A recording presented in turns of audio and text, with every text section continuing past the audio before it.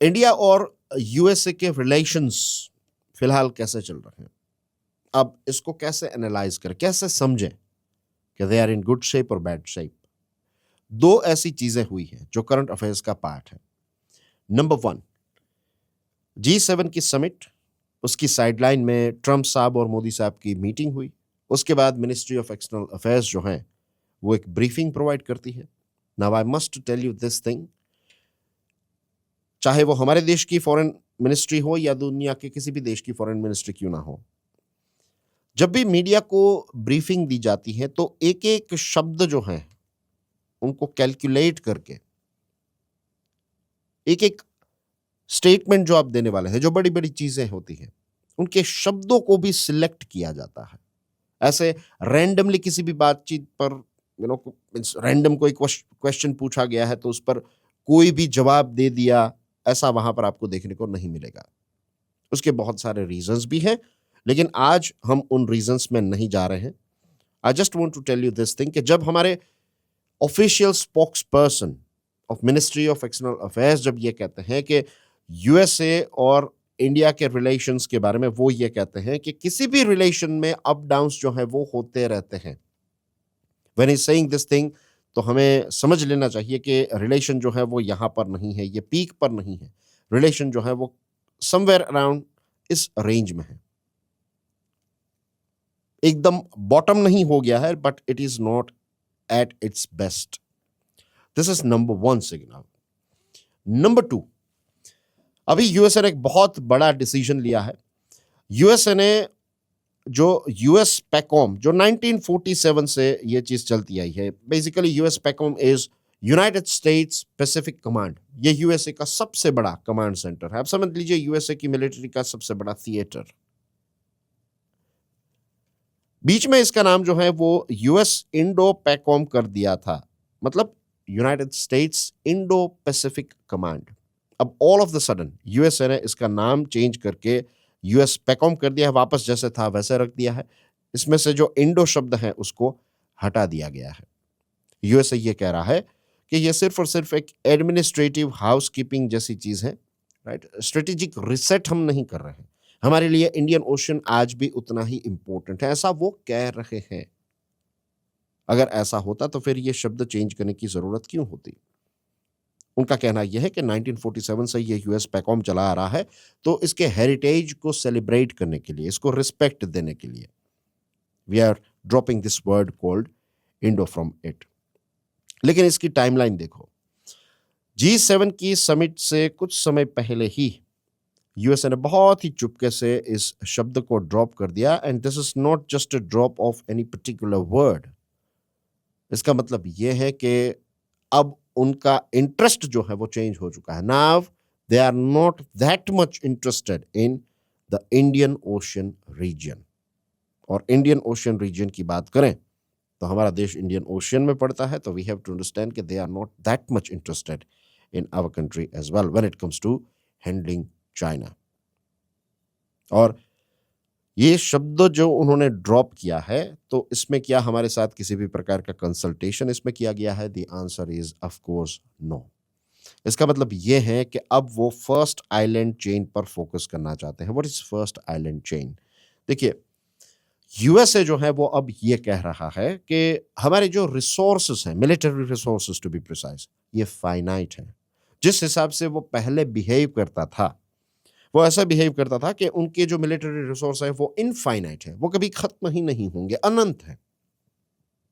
लेकिन जो चीजें ईरान में हुई, उससे पहले यूक्रेन का जो मुद्दा एक लंबे समय से चल रहा है, उनको लगा कि अगर यूक्रेन को सपोर्ट करेंगे तो फिर सारी चीजें जो है वो सॉर्ट आउट हो जाएगी, लेकिन ऐसा हुआ नहीं। अभी भी युद्ध जो है वो चल रहा है।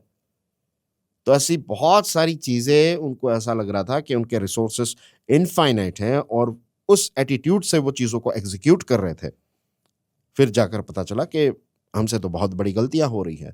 तो now they are saying this thing कि हमारे रिसोर्सेज जो है वो तो फाइनाइट है, तो हमें इनको बहुत ही हाइपर फोकस करके राइट जगह पर ही इस्तेमाल करना पड़ेगा। और उनका जो प्राइमरी सिनारियो है that is western Pacific ocean. And western Pacific ocean में जो देश आते हैं, जिनके साथ उनके फॉर्मल टाइज है, जिनके साथ आप समझ लीजिए कि उन्होंने ऐसे पैक्ट्स क्रिएट किए हैं, ऐसे अलायंसेस क्रिएट किए हैं। मैप में अगर हम देखें तो you can see this is a country Japan, right, ये वेस्टर्न पैसिफिक में पड़ता है, तो ये उनके इंटरेस्ट का पार्ट है यूएसए का। Then you have this South Korea, फिर ये ईस्ट चाइना सी में वो इंटरेस्टेड हैं। इसी के साथ साथ ये जो ताइवान है, फिलीपाइंस है, तो ये कुछ ऐसे देश हैं जिनके साथ उनके ऐसे फॉर्मल रिलेशंस हैं। भारत के साथ भी हैं, बट मैं यहाँ पर स्पेसिफिकली मिलिट्री रिलेशंस की बात कर रहा हूँ।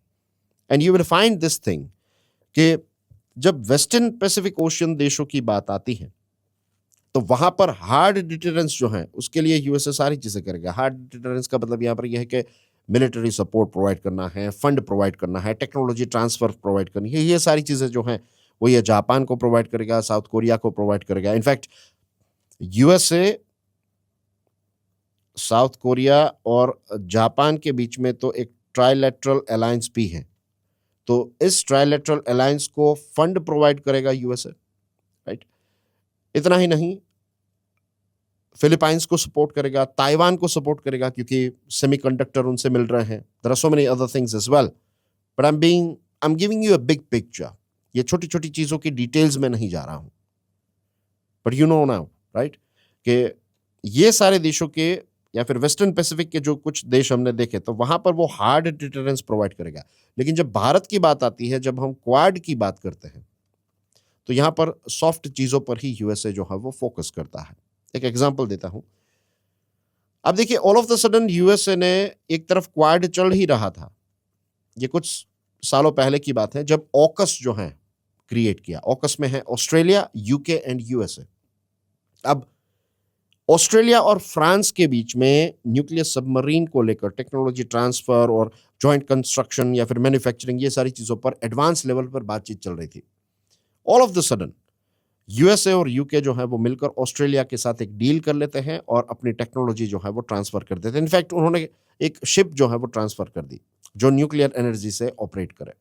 तो फ्रांस इससे बहुत ज्यादा नाराज हो गया था। हमें भी कभी इन्फॉर्म नहीं किया था कि हम क्वाड के मेंबर होने के बावजूद, मीन्स क्वाड में एज यू नो कि ऑस्ट्रेलिया भी है। Let me right it down here. हो सकता है कि आप में से बहुत सारे जो लर्नर्स हैं, जो स्टूडेंट्स हैं, वो अभी अभी ये सारी चीज़ों को समझ रहे हैं। तो क्वाड एक ऐसा ग्रुप है, being very brief here, right. Quad में है USA, you have Japan, you have Australia and of course our country India. तो ये चार देशों ने मिलकर ये क्वाड बनाया था। तो ऑलरेडी ऑस्ट्रेलिया जो है ये क्वाड का पार्ट है। तो इनके साथ अगर आप कोई कर रहे हैं तो you should at least inform your other partner, जैसे इंडिया। लेकिन ऐसा कुछ किया नहीं उन्होंने, राइट।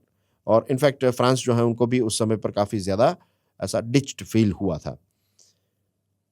ट्राइलेटरल ब्लॉक्स की जो मैं बात कर रहा हूँ, लीगल ट्राइलेटरल टाइज जो जापान, साउथ कोरिया और यूएसए के बीच में है, तो वहाँ पर भी फंड्स और ये सारी चीज़ें जो है वो ईजिली प्रोवाइड करेगा। When it comes to Quad, तो क्वाड में वो हमसे ये एक्सपेक्ट कर रहा है कि आप ओपनली चाइना का नाम लो, आप ओपनली चाइना के साथ झगड़ा स्टार्ट कर दो, राइट। सारे क्वाड के प्लेटफॉर्म्स पर हम चाइना, एंटी चाइना बातें करेंगे एंड थिंग्स लाइक दैट। इसको एक एशियन नेटो बना देते हैं।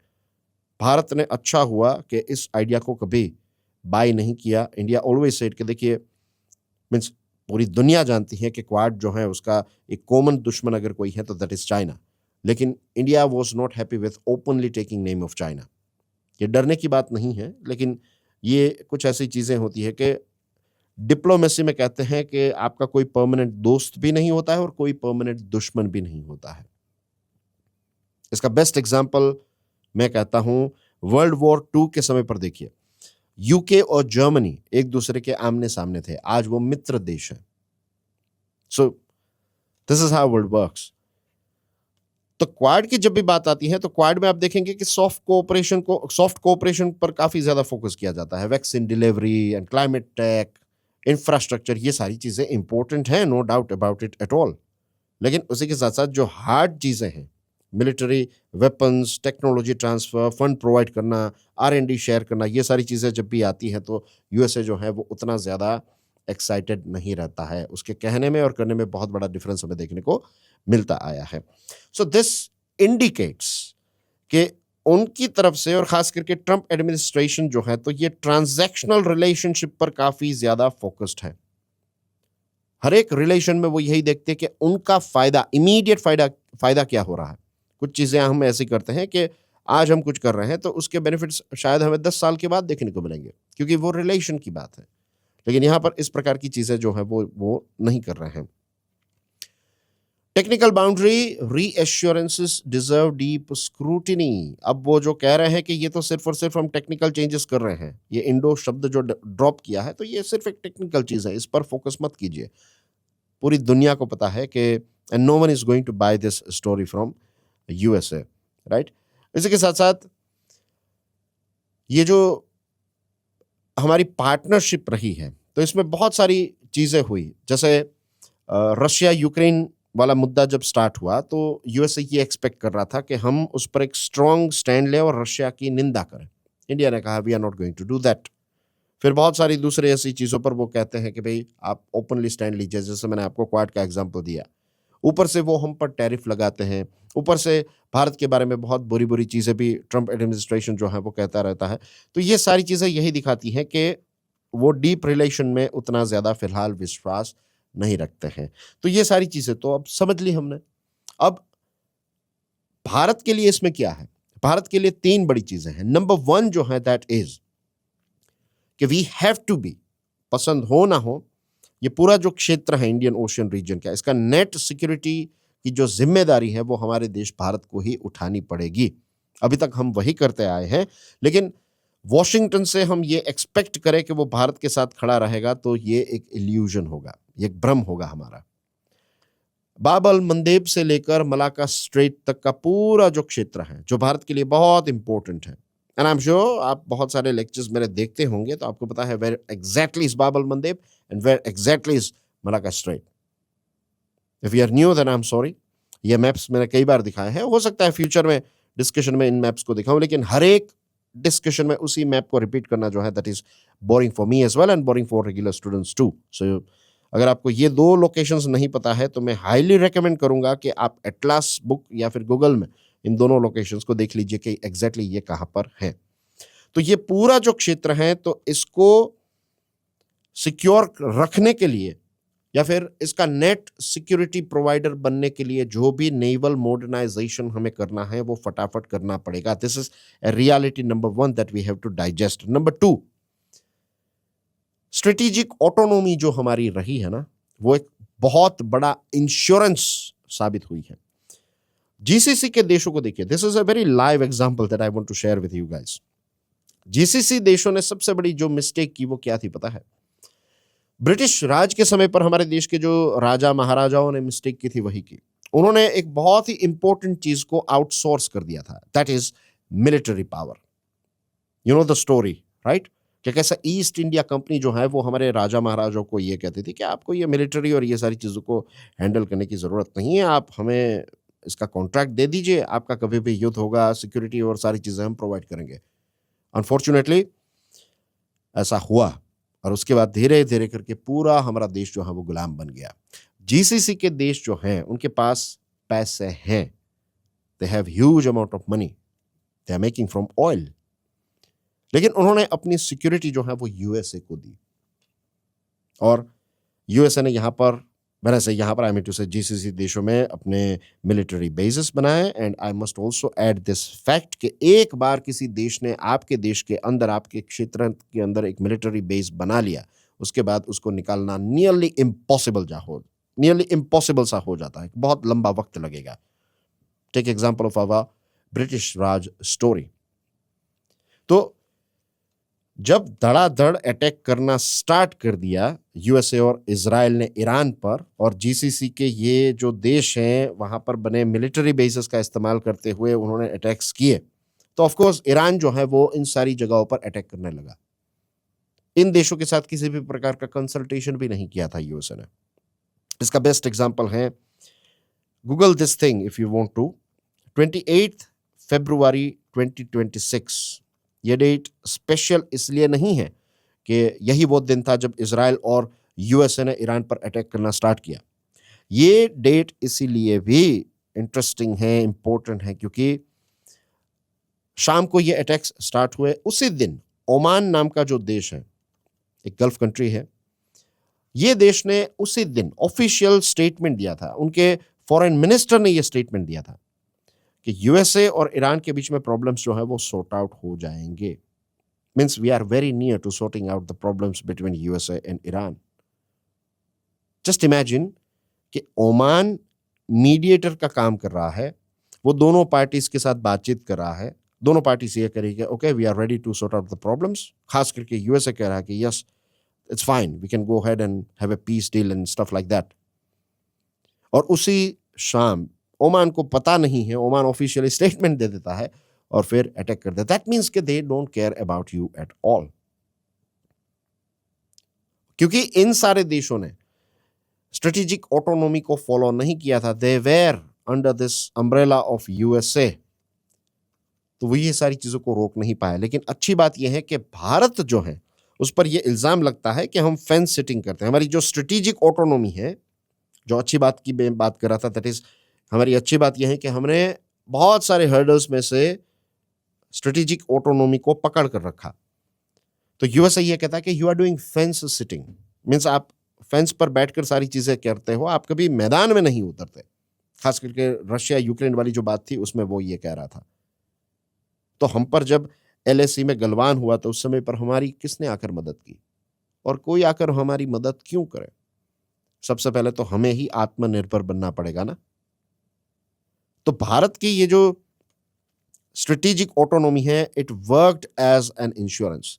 इस चीज ने ये वैलिडेशन दे दिया, यूएसए ने अभी जो जो चीजें की है ना उससे हमें ये वैलिडेशन मिल गया कि भाई वी डोंट, और I would say we should not rely on any one particular group और वन पर्टिकुलर कंट्री। यूएसए जो है वो यूनिलैटरली ये सारे डिसीजंस ले लेता है, और अगर हम किसी कैंप के पार्ट होते तो फिर आज जो वो कहता वो हमें करना पड़ता, जैसे जीसीसी देशों को अभी करना पड़ रहा है। एक और चीज यहां पर ऐड करना चाहता हूं, एंड दैट इज कि भारत ने जो ग्लोबल साउथ के देश हैं, ग्लोबल साउथ का मतलब not in terms of geography, global south is like developing देशों का एक लीडर। ये डेवलपिंग देश जो है ना वो भारत को एक लीडर मानते हैं कि भारत हमारे लिए स्टैंड लेता है इंटरनेशनल प्लेटफॉर्म्स पर, हमारी मदद करता है, हमें समझने वाला कोई देश है तो दैट इज इंडिया। तो भारत ग्लोबल साउथ के देशों के साथ जो अच्छे रिलेशंस मेंटेन करके चल रहा है, तो उससे हमें काफी अच्छा सपोर्ट मिला है। स्ट्रेटेजिक ऑटोनॉमी की वजह से ये चीज हो पाई है, और इसी के साथ साथ जो मिडिल पावर कंट्रीज हैं उनके साथ भी हम अच्छे रिलेशंस डेवलप करके चल रहे हैं। मिडिल पावर में आप कह सकते हैं ब्राजील है, you can also add Saudi Arabia, तुर्की के साथ चलो रिलेशंस नहीं, but I am giving you example of middle power countries. They are not super powers but they are not that weak either, you know. तो ऐसे middle power देशों के साथ भी हमारे अच्छे रिलेशंस रहे हैं, जिसने एक हेजिंग का काम किया, जिसने हमें कहीं ना कहीं एक इंश्योरेंस जैसी फीलिंग जो है वो प्रोवाइड की है। And the third thing is the LAC land reality, right. ये जो एक इल्यूजन है कि हम वेस्टर्न नेवल अलायंस के साथ और ज्यादा डेवलपमेंट करेंगे या फिर उनके साथ और अच्छे रिलेशंस होंगे, तो फिर हमें नॉर्थ में, नॉर्थ इन द सेंस कि हमारा जो नॉर्थ ईस्ट है, या to be more precise north part of our country, जो चाइना के साथ अपनी बॉर्डर शेयर करता है, नॉर्थ ईस्ट में भी करता है, but I am talking about this Ladakh region particularly. तो यहाँ पर हमें और ज़्यादा मदद मिलेगी, ऐसी चीज़ें। तो ऐसा कुछ भी नहीं हुआ और ऐसा कुछ नहीं होगा। We have to handle this whole thing alone, और हमने आज तक इस चीज़ को हैंडल, LAC वाला जो मुद्दा है उसको अकेले ही हैंडल किया है। तो आने वाला जो रास्ता है, मीन्स पाथ फॉरवर्ड जो है, that is we have to be clear eyed. किसी भी प्रकार का भ्रम डेवलप नहीं करना है, राइट। और चाइना के साथ अगर कंपटीशन है, चाइना के साथ अगर चाइना से ये खतरा है, तो उसको हमें अकेले ही हैंडल करना पड़ेगा। So it's a good thing कि ये इल्यूजन से अच्छा है कि एक हमें क्लैरिटी मिल गई है, राइट। और उन्होंने तो क्लियरली ये ओशियंस जो है उनको बाइफोकेट कर दिया है कि they are not saying this thing, right, but we have to understand this thing that they are not interested in Indian Ocean region any more, right. तो यही चीज है एब्सोल्यूट मैरीटाइम सेल्फ रिलायंस। आत्मनिर्भरता, और उसके लिए जो भी इन्वेस्टमेंट करना पड़े, रिसर्च एंड डेवलपमेंट करनी पड़े, जिन जिन दूसरे लाइक माइंडेड देशों के साथ पार्टनरशिप करनी पड़े टेक्नोलॉजी के लिए या फिर कोई भी रिसोर्सेज के लिए, तो we should pursue that particular path. And that's basically everything in today's discussion. I hope आज की डिस्कशन से एक अलग लेवल की कॉन्सेप्चुअल क्लैरिटी मिली होगी। Thank you very much for your love and support. God bless you all. जय हिंद।